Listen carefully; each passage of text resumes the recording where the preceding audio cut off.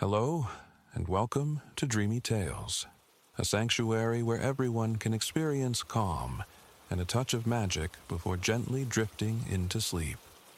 Tonight, we invite you on another enchanting journey, a story that helps soothe the mind and nurture a sense of peace. Before we begin, let's take a moment to prepare our bodies and minds for a comforting, restorative rest. Make yourself cozy, and with each slow inhale and long exhale, let the cares of the day gradually slip away. It's not always easy to step back from the day's demands, especially as night falls. Yet, remember, the less we worry about how quickly we'll fall asleep, the simpler it is for our minds to release any remaining tension. Allow the gentle flow of your breathing to wash away lingering concerns, and let the story ahead guide you into a state of deep relaxation. Now, settle in, and let the dreamy atmosphere softly wrap around you. Enjoy this story, and may you drift into a peaceful, restful slumber here on Dreamy Tales.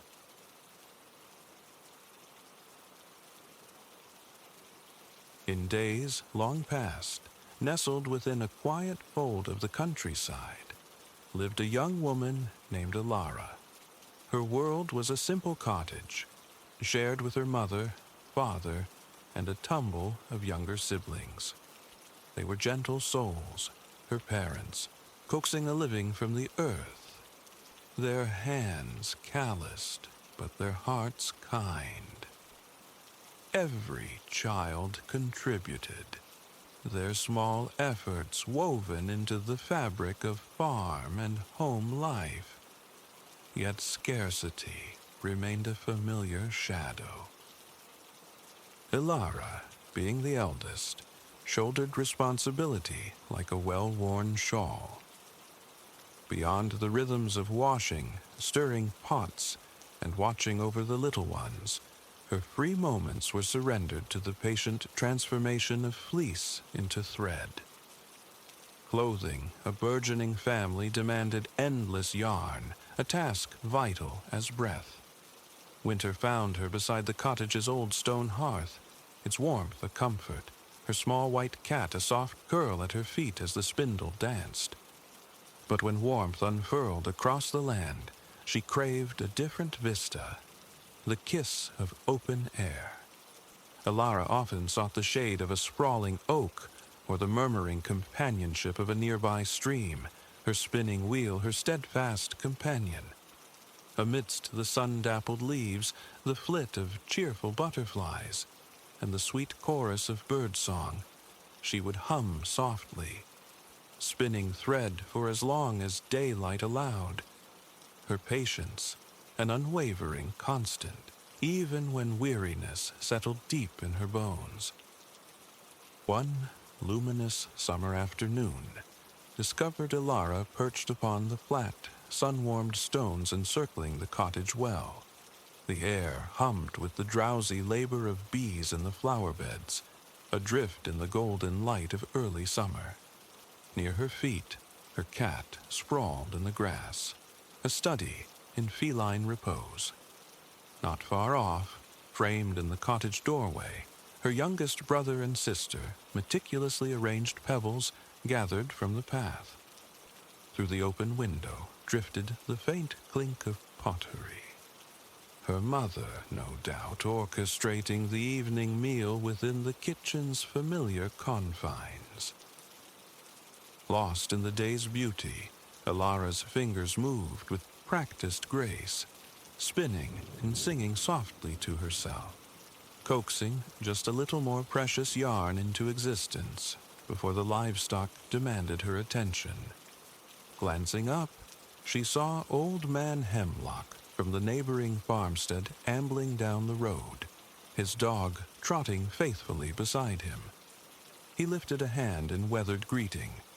Smiling, Alara let her spindle rest in her lap, raising her own hand in return.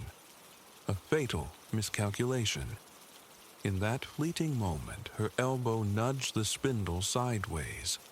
It tipped, wobbled, and then tumbled, vanishing into the dark maw of the well. Elara lunged, fingers grasping at empty air, too slow to halt its descent. Hope, frail but persistent, made her lean precariously over the stone lip, peering into the cool shadows, praying the spindle had caught on some protruding rock near the surface. But only darkness met her gaze. Desperate not to concede its loss, she stretched just an inch further. Balance betrayed her. Head first, she plunged into the well's silent throat. The fall was peculiar, devoid of the expected terror.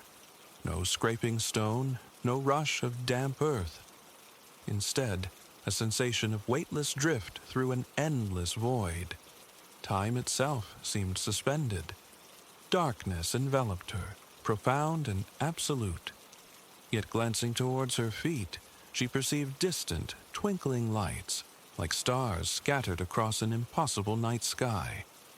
They remained remote, but multiplied, their numbers swelling until she felt herself soaring, feet first, into this dazzling, inverted cosmos. Elara reached her arms downward, as if to brush against the glittering starlight, and then suddenly she was inverted again, the stars wheeling above her. A rushing sound filled her ears, the roar of a hidden river accompanied by a cool current of air washing over her skin. Down, down she plummeted, an immense drowsiness pulling at her eyelids. Then oblivion claimed her. Consciousness returned gently.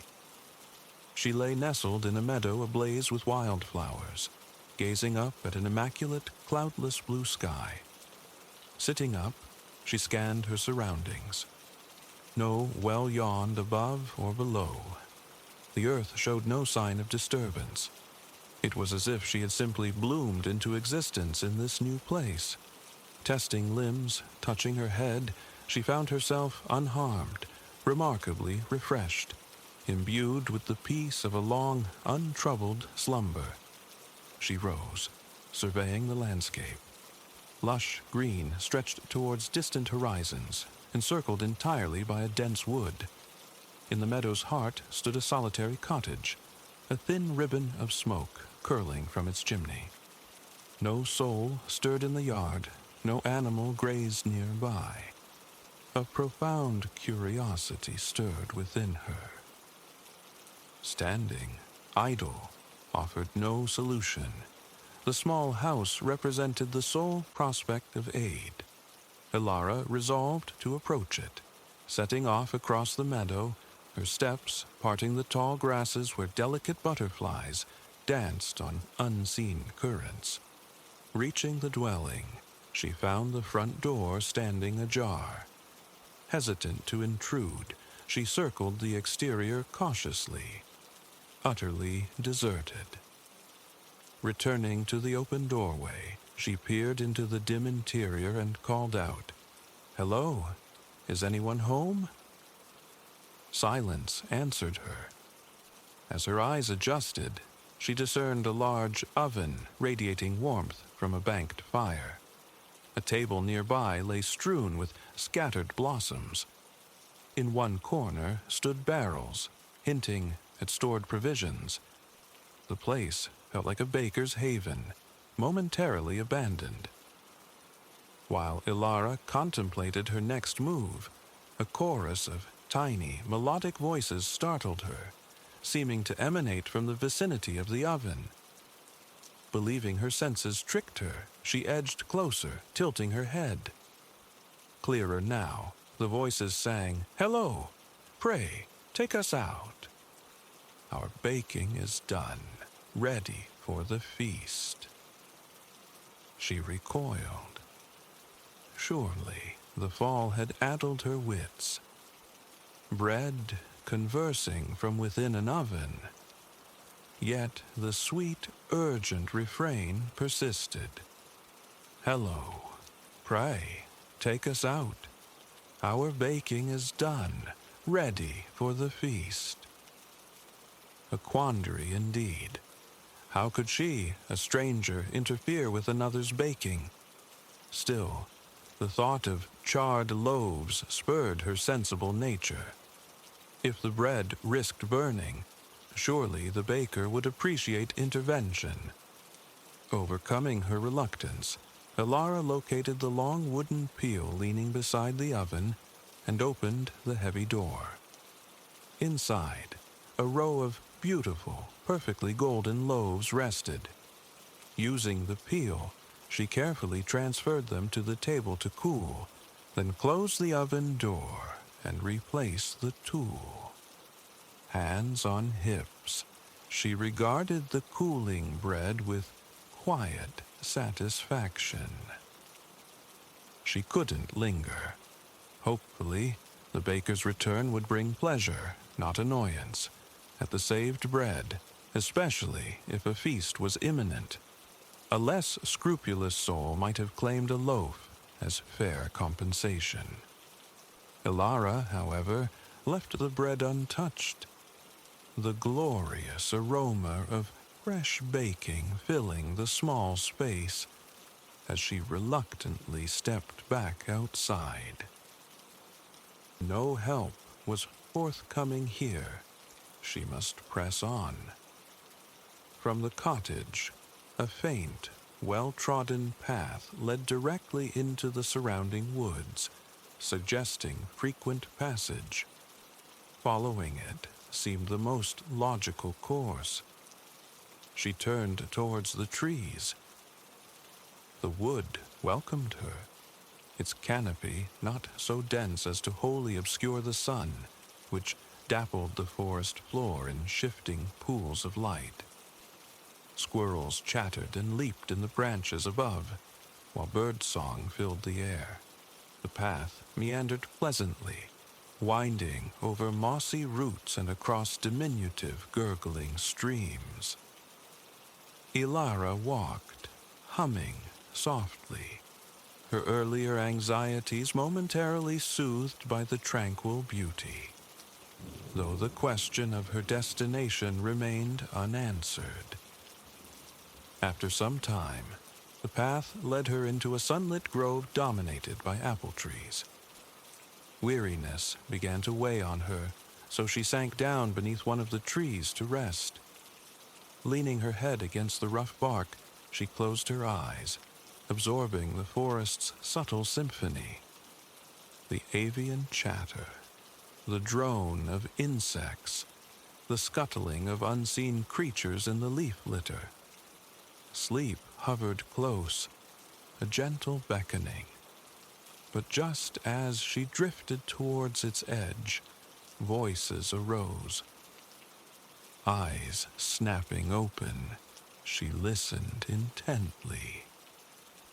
"Hello," they seemed to cry, a multitude of whispers from the branches.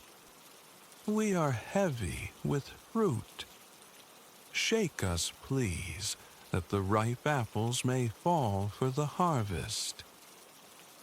Having already encountered talking bread, Elara found this second marvel easier to accept in the strange tapestry of the day. With no pressing schedule, she readily complied. Moving from tree to tree, she shook each trunk firmly until a cascade of ripe apples tumbled to the ground. Unwilling to leave such disarray, she gathered the fallen fruit into the folds of her skirt, then carefully arranged neat piles at the base of each tree, taking care not to bruise a single one. Her task complete, feeling her time in the orchard was done, she resumed her journey along the path, leaving the bounty untouched. The harvest, after all, was not hers.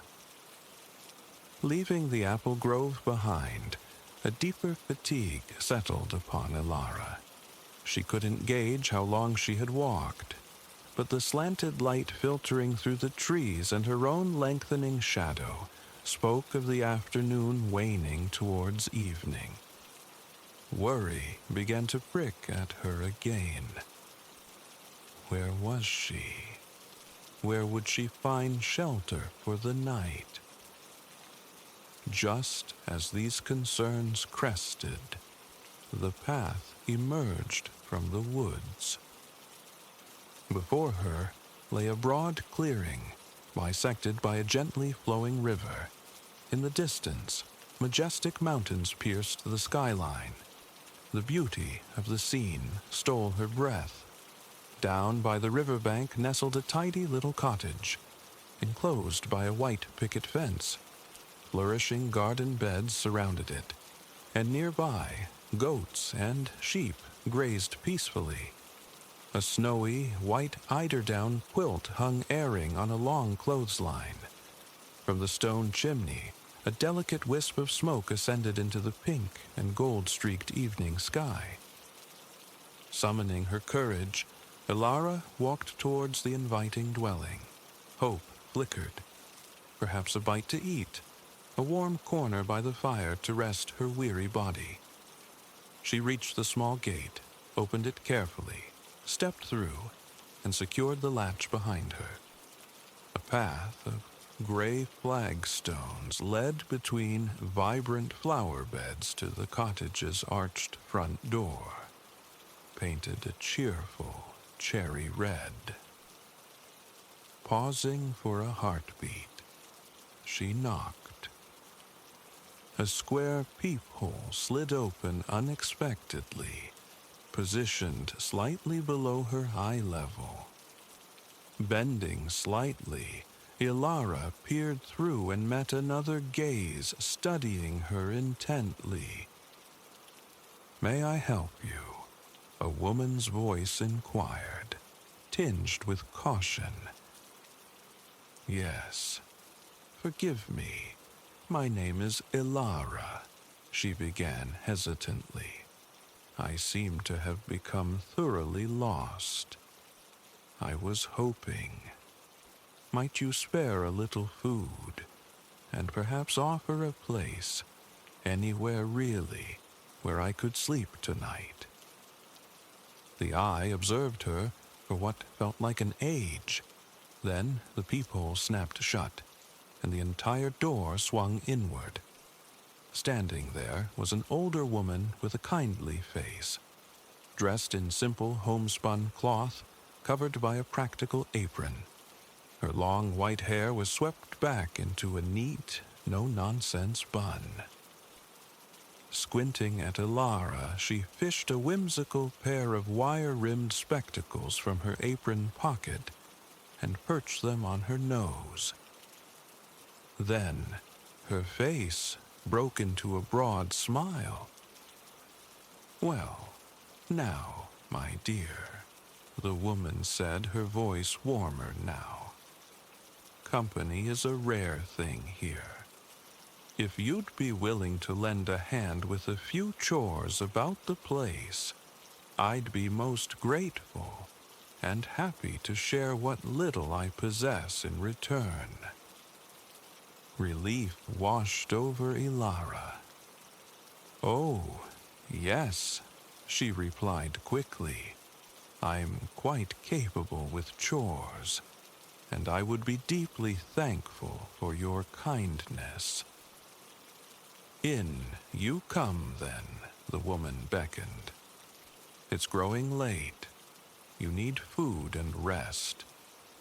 Help can wait for the morrow.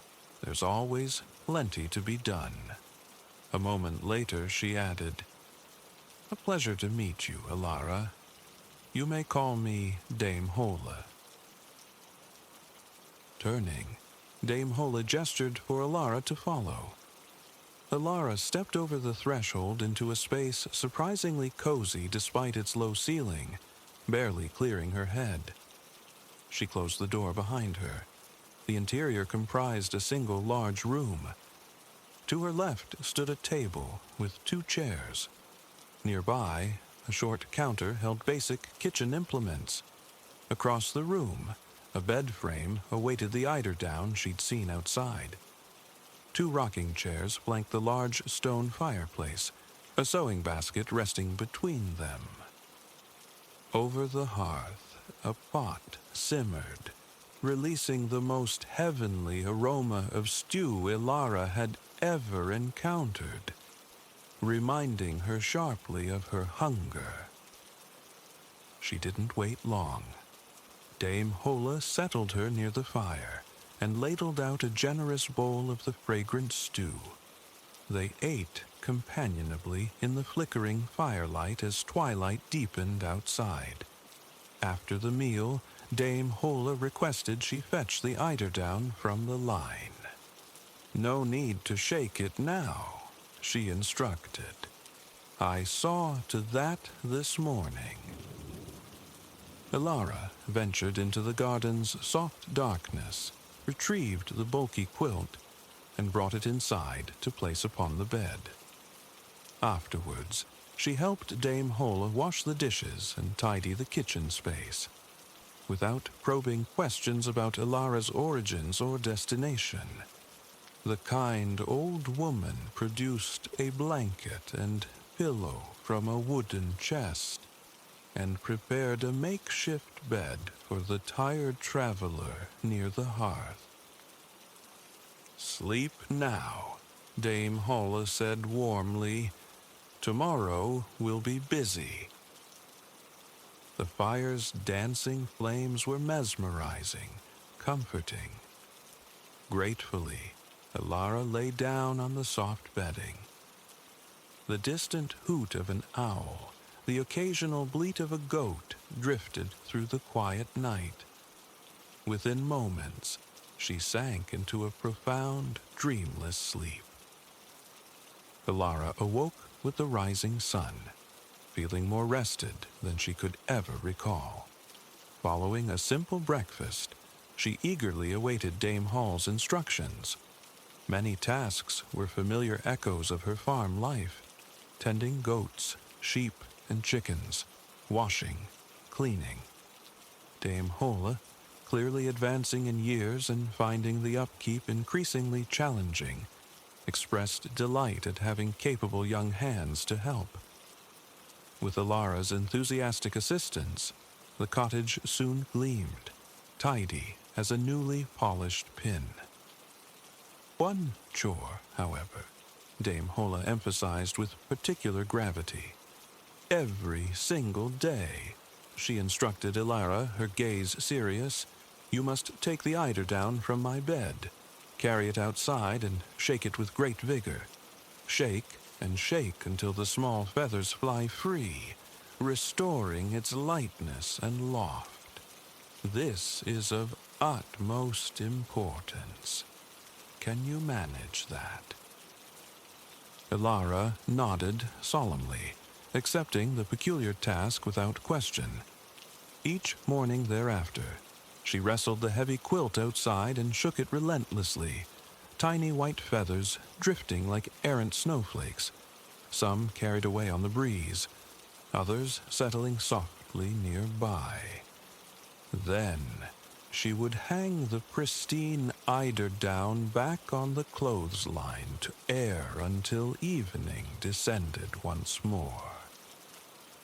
Days melted into weeks. Ilara didn't leave. She had nowhere else to go and found genuine contentment in assisting Dame Hola. The old woman, in turn, clearly cherished the company and the help. A comfortable, companionable routine settled over the little cottage.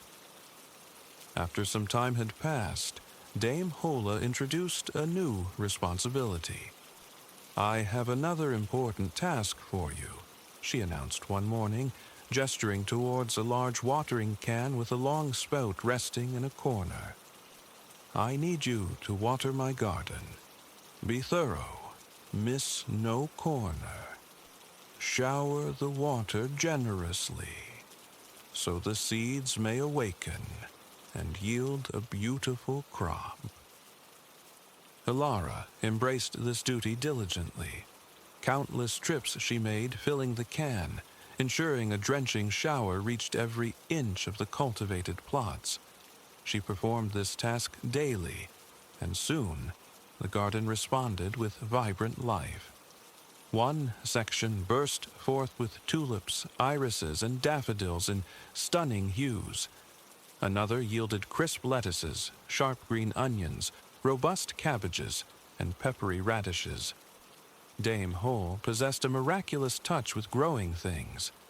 Alara's watering seemed merely the catalyst for inevitable abundance. Time flowed swiftly, marked by the rhythm of chores and shared evenings by the fire. Alara was happy, yet as months accumulated, a subtle change came over her. She grew quieter, more thoughtful, her gaze often drifting into the distance during their evening mending sessions. Dame Hola, observant and kind, eventually inquired gently what troubled her young companion. "Oh, Dame Hola," Alara confessed, her voice thick with emotion, "you have been so wonderfully kind, and I truly enjoy helping you here. But the truth is, I find myself missing my family terribly. My home feels worlds away, and I haven't the faintest idea how to return. I am overcome with homesickness, constantly wishing I could somehow find my way back up that well, back to the spindle I lost." Dame Hola listened with quiet sympathy. Then, reaching into the sewing basket beside her chair, she produced the very spindle Ilara had dropped that fateful summer day. Ilara gasped, astonished. "My spindle, but how did you get it?" Dame Hull's eyes, the color of moss in deep woods, twinkled merrily behind her spectacles. "It landed in my garden, my dear. For you see, I am the keeper of the way between your world and this one. Little happens here that escapes my notice."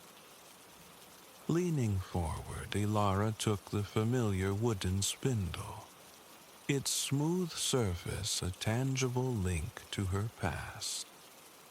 "Then, you must know the way home.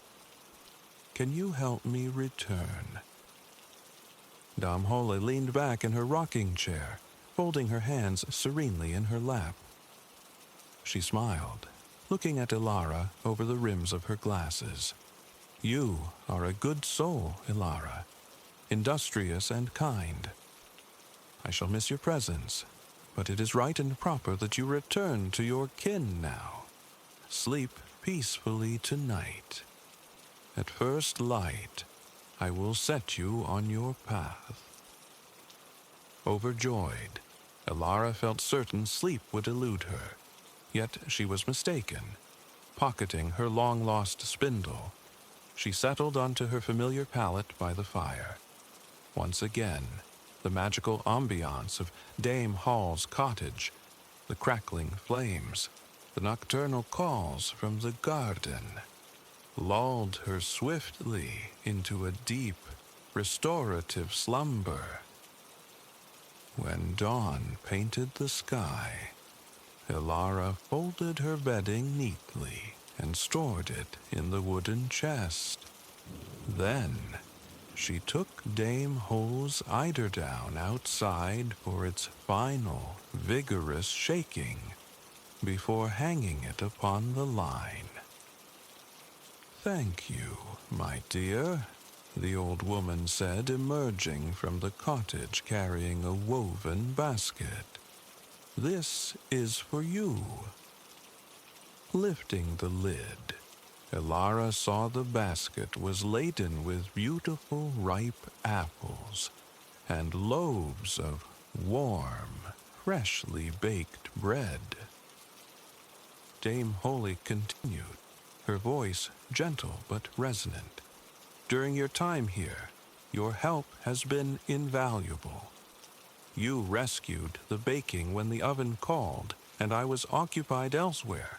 You gathered the apples when the trees groaned under their weight and my hands were full. Each day, faithfully, you shook the eider down until the feathers took flight. And finally, you tended my garden with water until it flourished. Humbled by the praise, Alara shook her head slightly. But those were simple tasks, Dame Hola. Anyone could have done them. The old woman smiled kindly. Ah, but those simple tasks, my dear, are the very threads from which the seasons are woven. Tending the oven's fire brings forth the warmth and ease of summer days. Shaking the fruit-laden trees signals the arrival of autumn's harvest. Every feather you sent flying from my eiderdown drifts down, somewhere in your world as a glorious snowflake, heralding winter. And when you carefully water my garden, you coax life back from the earth, beginning the cycle anew. She gestured towards the basket now resting on Ilara's arm. This basket shall never empty. Your family will share in the bounty earned by your diligence and good heart. You took no bread when it called to you. You ate no apples from the grove. Now, I give them freely. Tears welled in Ilara's eyes, moved by this extraordinary gift that promised sustenance and comfort for her family. She embraced Dame Hola tightly, thanking her with heartfelt gratitude. Then, remembering the crucial detail, she asked, "But where must I go? How do I find the way back?" Dame Hola turned and pointed towards the river flowing serenely through the clearing. You arrived through water. Through water you shall return. Follow the river upstream. Walk for some hours, and you will eventually come upon a great stone bridge. Cross that bridge. The moment your foot touches the far bank, you will find yourself home. A pang of sadness touched Ilara. Will I ever be able to come back to see you again? Dame Holla made a soft, clucking sound, her expression sympathetic. No, my child. Your passage here was a unique occurrence, not to be repeated. But I offer you this promise. Whenever you feel the sun's warmth upon your face, watch the apples ripen and fall. See the snowflakes drift silently upon the winter air, or hear the gentle rain nourishing your spring garden. Know that in those moments, I am with you. Ilara embraced Dame Ho one last time, a farewell filled with gratitude and affection. Then she passed through the little white gate, turning to wave as she made her way down to the river bank and began her journey upstream. Soon, Dame Hole's charming cottage dwindled in the distance, seeming almost to dissolve into the landscape. Ilara walked beside the river for what felt like many hours. It was a beautiful, wild waterway, rushing over smooth stones in foaming rapids and cascading down sparkling waterfalls. When the sun reached its zenith, she paused beneath a shady willow, taking sustenance from her magical basket. A piece of fragrant bread, a crisp, sweet apple. Both tasted divine. Continuing onward as the afternoon shadows stretched long, she finally spied it in the distance, a magnificent stone bridge arching gracefully across the entire breadth of the river, looking ancient and enduring. Recognizing her landmark, Elara navigated the tall reeds at the water's edge and stepped hesitantly onto the bridge's approach, half expecting some enchantment. Nothing occurred. She proceeded onto the stone span, walking steadily towards the center. Reaching the midpoint, she paused, set down her basket, and looked back the way she had come. Dame Hull's cottage was long lost to sight, but the panorama was breathtaking. The river vanishing towards the horizon, flanked by woodland and the distant, silent mountains. She glanced down into the deepest, calmest part of the river flowing beneath her. Taking one final look at the vast, cloudless sky above, Elara retrieved her basket and walked resolutely towards the bridge's end. As she reached the far side, she held her breath. One foot landed on the grassy bank. Nothing changed. A flicker of anxiety, what if the magic failed, made her close her eyes, tighten her grip on the basket, and take the final step. A rushing sound filled her ears, the roar of a great river, and a cool current of air washed over her, echoing the sensation of her fall into the well. When she opened her eyes, she was standing in the familiar yard of her own home. A joyous clamor erupted. Her family rushed out, relief and happiness washing over their faces. Time, it seemed, had flowed concurrently in both worlds. Many months had passed since her disappearance. They crowded around her, eager for hugs, desperate to hear where their beloved Elara had been.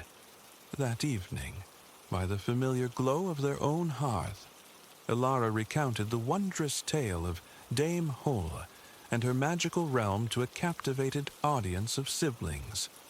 Afterwards, the entire family shared a hearty meal, thanks to the miraculous basket of bread and apples, which, true to Dame Hull's word, remained ever full. Elara resumed her place within the family, taking up her chores with a newfound appreciation, understanding now how honest work truly kept the world turning. And from that day forward, whenever she heard the rain drumming softly on the roof, or sat spinning by the window, watching feathery snowflakes drift lazily down to blanket the earth, she smiled, knowing that somewhere, far away, Dame Hola was tending her realm, shaking her eider down, ensuring the seasons turned just as they should. Cobblestones hum beneath your feet, a resonant chime cleaving the air. Nearby, the delicate percussion of porcelain on saucer drifts from a sidewalk cafe, a counterpoint to the murmur of conversation. This artery of Bordeaux, narrow and picturesque, breathes without the intrusion of automobiles. A current of pedestrians, the occasional cyclist gliding past, animates its length. Yet, above the amiable hubbub, the bell's echo persists, a summons. You navigate towards an arranged meeting, the second day exploring this city's storied heart with your guide, Antoine. The bell's toll is no mere coincidence. It emanates from your very destination, the locus of your rendezvous. La Grosse Cloche, the Great Bell, a name whispered with reverence, marking one of France's most ancient belfries. A treasured sentinel of Bordeaux. Your gaze lifts, framed precisely at the street's terminus by handsome flanking facades. The bell tower asserts its presence, It echoes the aspect of another medieval gatehouse encountered earlier, that same tall, slender silhouette evoking storybook fortifications. A robust rectangle of stone, crowned with conical turrets, pierced below by a grand archway. A true portal, this structure once guarded an entrance to the labyrinthine, walled Bordeaux of the Middle Ages, a necessary bastion in volatile times. Yet, distinctions emerge. Most striking, the colossal bell suspended within an aperture high on the edifice, the very instrument whose vibrations just now pulsed through the quarter, announcing its ritual monthly song. Its resonance also signals your appointed hour with Antoine, a meeting timed with his characteristic thoughtfulness, allowing you to first experience its formidable voice from a few streets removed. Drawing near the massive stone threshold, you spot him poised just beyond the arch's cool umbra. Antoine waits, his stance a blend of ease and attentiveness, a warm greeting, eyes alight with shared enthusiasm as he registers your visible awe. You witness that familiar spark ignite, the prelude to him unfurling the rich tapestry of his city's past, a subject he navigates with palpable devotion. After brief civilities, Antoine embarks on his forte, transforming historical threads and anecdotal gems into vivid narratives that bloom within the imagination. His first gesture directs your attention skyward to the gilded weather vane crowning the structure. A lion, he explains, emblem of English royalty. This gatehouse rose, he recounts, during an era when Bordeaux answered to the English throne. You recall the chronicle, the city, heart of the independent Duchy of Aquitaine, fell under English sway when its formidable Duchess, Eleanor, wed the future King of England. 3 centuries this connection endured, severed only by the protracted conflict, known now as the 100 Years' War, ultimately binding Bordeaux to France. Though undeniably defensive, Antoine shares a tidbit. Long ago, locals playfully dubbed it the Hôtel du Lion d'Or, the Golden Lion Hotel, referencing that very weather vane. It's with such intimate details, delivered in his melodic cadence, that Antoine ensnares the imagination. For a fleeting moment, the boisterous mirth of medieval centuries seems to reverberate from the ancient stones. Together, you step beneath the arch, enveloped by its cool, shadowed embrace. Set into the time-worn, ochre-hued stone is an engraved plaque. Antoine gestures towards it. It offers a translation of the Latin verses etched upon the great bell itself, a poetic declaration of its manifold duties. Antoine murmurs his own rendition, a soft recitation. Arma voco, diesque significo, horas noto, procelaque pello, festa decoro, ignemque clamo. I summon to arms, I mark the days, I toll the hours, I drive away the storm, I grace the holidays, I proclaim the fire.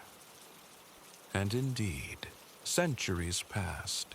Its clarion call warned Bordeaux's citizens of imminent assault or the ravages of flame.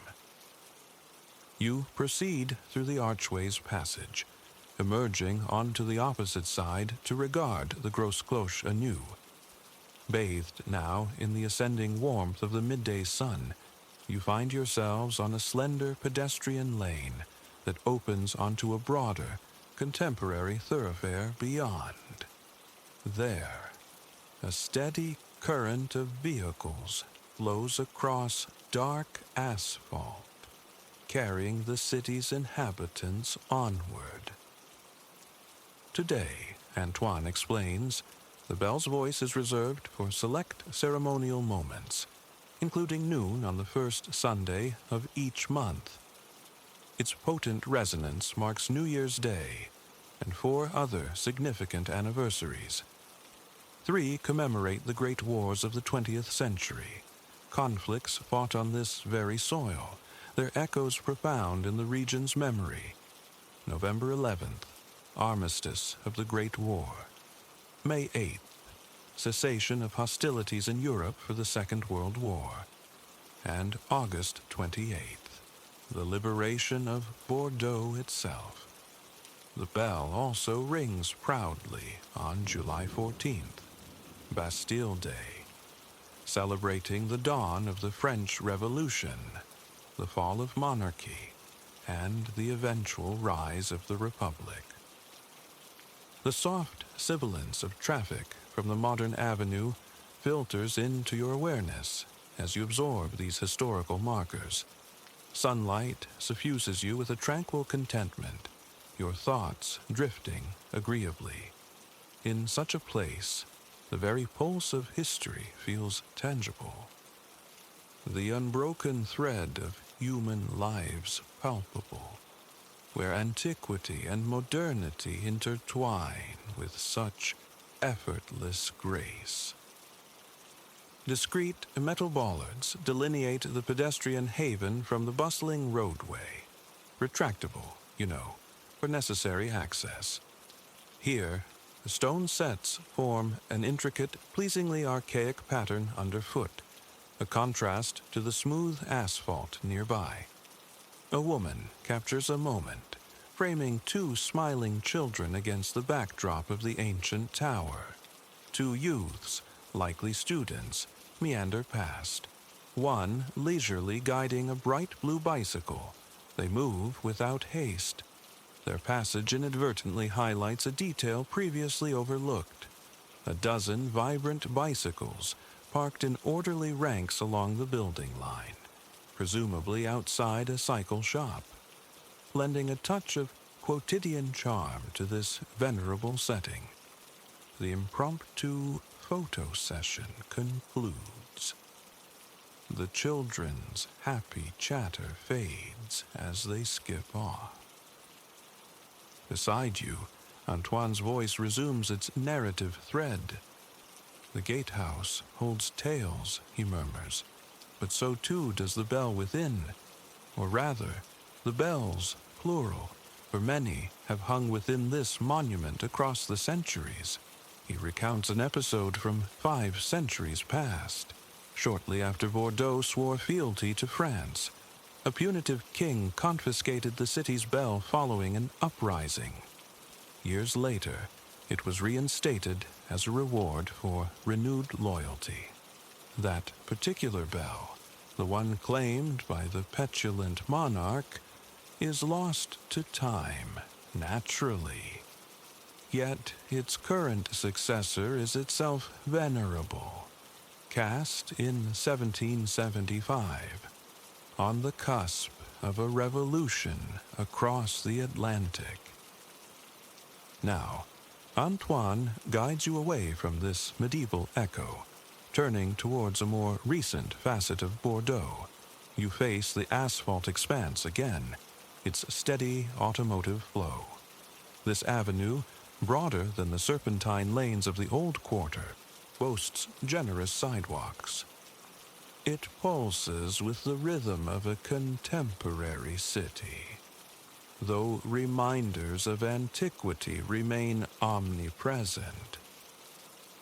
Elegant edifices of warm-hued stone, adorned with intricate wrought-iron balconies, line the way, reminiscent, perhaps, of the Parisian architecture etched in the popular imagination of French urbanity. Mature, leafy trees cast dappled shade across the pavements. You proceed beneath this pleasant canopy, watching the city's life unfold while admiring the stately facades. One building commands particular attention, large rectangular windows screened by decorative ironwork, its stone face embellished with elaborate carvings. Twin columns flank a monumental arched entranceway, framing double doors of polished wood, their surfaces a masterpiece of intricate relief. You halt, momentarily captivated by its sheer artistry. Above this splendid portal, etched into the stone in refined script, Université de Bordeaux. A quiet intake of breath acknowledges the beauty of this bastion of knowledge. Then you move onward, Antoine steering you towards the next chapter of your exploration. There's no rush. Both you and Antoine understand that simply traversing these timeless streets, observing, absorbing, is the experience. Your breathing finds a gentle rhythm. Your steps fall into easy synchronicity. Presently, you arrive at Rue Sainte-Catherine, celebrated as Europe's lengthiest pedestrian thoroughfare. Turning onto it, you're instantly enveloped by its potent charm. A vibrant artery of commerce and leisure. It teems with people, some purposeful on errands, others meandering contentedly. An air of collective enjoyment pervades. How could it be otherwise? The street's intrinsic beauty rivals the allure of its enticing shopfronts. Underfoot, glossy, lozenge-shaped paving stones in pale beige are bordered by contrasting square gray tiles, creating an elegant pattern. The soft scuff of countless shoes on this polished surface blends with the ambient hum of voices. A young woman drifts past, laden with shopping bags on one arm, a vibrant bouquet clutched in the other. Approaching from the opposite direction, an older gentleman ambles along, the unmistakable form of a long, slender baguette protruding from a peculiar cloth satchel slung over his shoulder. A bag whose singular, narrow design declares its sole purpose. You follow the captivating street onward until another imposing archway looms ahead, signaling the culmination of Rue Sainte-Catherine. This structure differs markedly from the Grosse Cloche, where your day's journey commenced. Its vault arches significantly higher, unburdened by the fortress-like mass of the medieval gate. This is a triumphal arch, erected in the 18th century after the city's ancient ramparts were dismantled. Through its opening, perfectly framed, stands a tall, slender obelisk presiding over a vast square. This, Antoine informs you, is the Place de la Victoire, Victory Square. Passing beneath the impressive arch, you step onto an expansive cobblestone plaza. White stones inlaid diamond motifs that radiate outward from the central obelisk.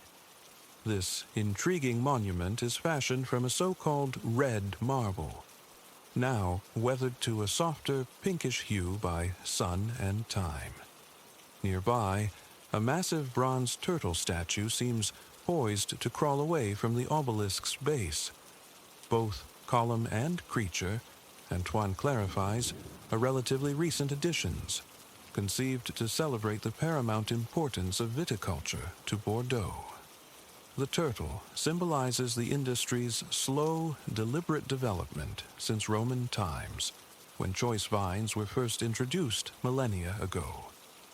In bygone eras, this wide expanse served as fairgrounds, situated just beyond the city's protective walls. Today, it thrives with activity. People amble across its breadth or relax casually at the obelisk's foot. A cluster of youths engages in animated discussion, and cyclists glide smoothly over the time-worn stones. Antoine suggests a pause. perhaps a refreshing drink at one of the cafes bordering the square. You accept with pleasure. He guides you towards a neat alignment of inviting chairs beneath broad crimson umbrellas. You settle into the comfortable embrace of woven vinyl seating. A waiter, distinguished by a pristine apron tied neatly at his waist, materializes. You request a meticulously. This invigorating concoction, sweet mint syrup stirred into chilled mineral water, is a personal favorite. Its appeal lies partly in its crisp coolness, especially welcome on a warm afternoon like this one, but predominantly in its distinctiveness. For you, it viscerally embodies the essence of southern France, instantly conjuring the region's unique magic for every sense. The waiter returns bearing your drink in a tall, slim glass. The liquid within glows a vivid emerald green, the exterior of the glass misted with condensation, appearing almost frosted. A pleasingly sharp mint aroma rises to meet you. You inhale deeply. The first sip delivers a clean, cool sensation across your palate. From the surrounding tables, a polyglot murmur drifts on the afternoon air, voices conversing in a medley of the world's languages. Closing your eyes for a moment, you simply listen. The diverse cadences and tongues seem to meld, coalescing into a single unified human expression that, you imagine, verges on comprehension. French flows from several directions naturally. Close by, the musicality of Italian, the name Bordeaux, uttered with near reverence. Further off, a fragment of English praising the grand square. From another point, the melodic rise and fall of a Scandinavian language. Woven through this linguistic tapestry is a common thread, an undercurrent of enthusiasm, of appreciation, a shared awe for the enduring beauty crafted by human hands that envelops you all.